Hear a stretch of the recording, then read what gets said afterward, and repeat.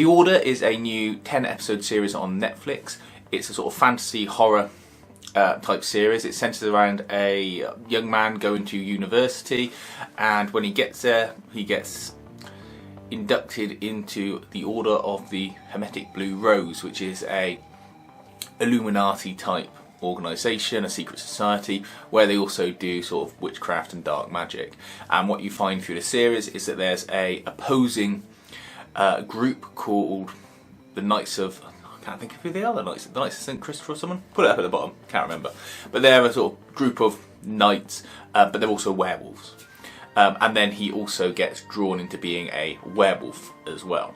And then you find how these two parties clash in order to resolve one of the Order of the Blue Rose trying to complete some sort of mega spell and take over the world or have ultimate power.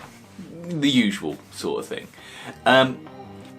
First thing to say about the series is it's got a really good setting.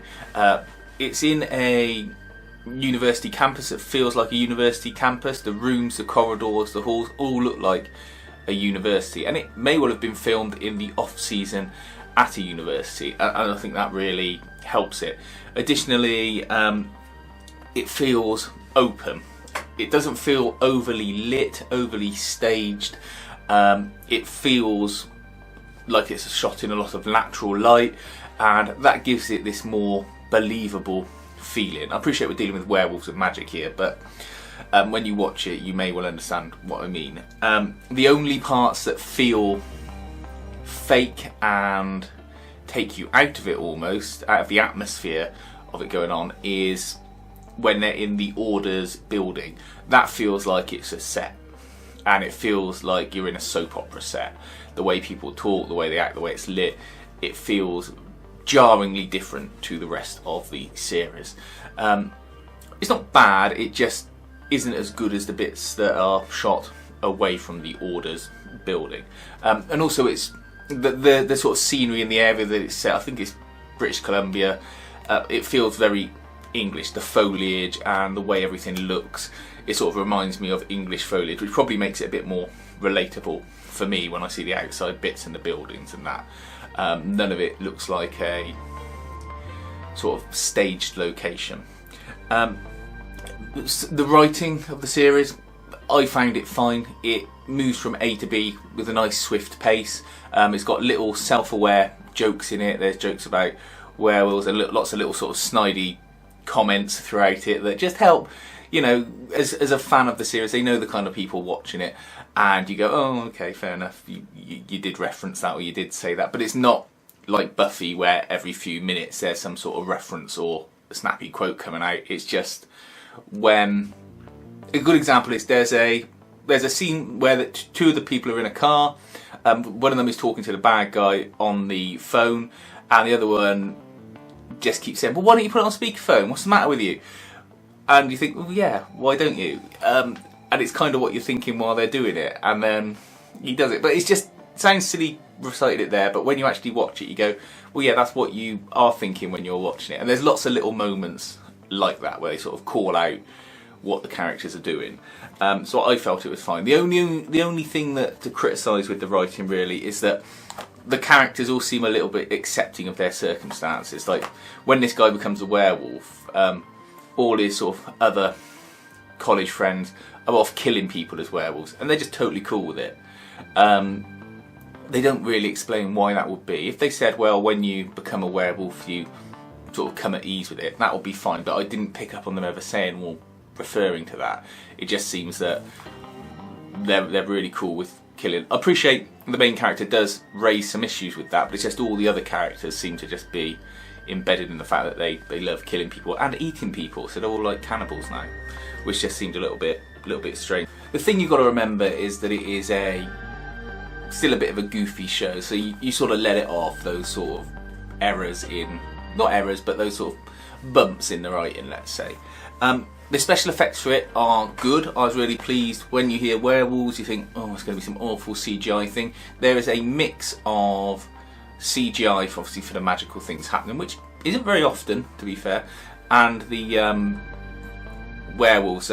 You see a man in a rubber suit for werewolf shots where they're sort of running around the building, but you never actually see the werewolves in full very much, which is good. You see enough of the sort of a man in a suit in the shadows or in the distance to make it sort of eerie and a little bit disturbing with the werewolves. And then when they have the transformation, it's a CGI transformation, but it's quite a good one. To be fair, you don't see a full body transformation, but you do see sort of bits of the body and over the shoulder and the hands and that, and they look fine, and it's an interesting take. What they've done with the werewolves is you don't get bitten to become a werewolf. They've got werewolf hides, sort of like big rugs, that if it chooses you, it will bond with you and it becomes one with you. And then you're that werewolf until you die, and then the hide separates from you and goes back into a box waiting for another person to choose, which I thought was a nice take and a nice change, and it saves them having to have armies and armies of werewolves. Talking of werewolves, yeah, Catherine Isabel is cast as the head of the order at the university, and obviously this bit of sort of, not stunt casting, but she was famous for Ginger Snaps, where she was a werewolf, so now she's against werewolves, so that was a nice sort of reference to it. The other thing to mention on it is that university life isn't wholly forgotten about. They act like university students. They go to the pub and they're drinking pints, which is nice for a change. You know, with these things, there are rarely any references to actually going to lectures or having to do homework, but in this you have people sit there and they go, well, I'd like to go out and stop crime, but I've got to do my homework, which is, you know, it's just a little thing that puts you more in the world. I thought that was quite a nice little touch. The other one thing that sort of cheesed me off a little bit, and I think they're gonna, if they have another series, they'll cover this off, is a lot of good characters die early on. There's a friend who's going in the order with him, he dies early on. There's a professor who dies early on, and you just feel like, oh, I know there's a bully as well who dies early on, and you feel like, oh, they were actually quite interesting characters, and it's a real shame they weren't about a bit longer. But then you find they try and introduce this whole thing where he can go to the afterlife or limbo or something, and people who he killed are there. I suppose that's a little bit of a take from American Werewolf in London, where people killed by the werewolf are sort of in a limbo state, but they don't really explore that much. Some people have complained about the ending of the series. I didn't think it was that bad. They essentially push a reset button when they work together, the Order and the Werewolves, and they stop the bad guy, played by Max Martini from Pacific Rim, and then they think there's some sort of truce and they might be able to get along, but the people from the Order go along and wipe all their memories, take all their things, and everything's back to as it was. Yeah, I found it fun. For a 10 episode series, it moves at a pace, it leaves you wanting more.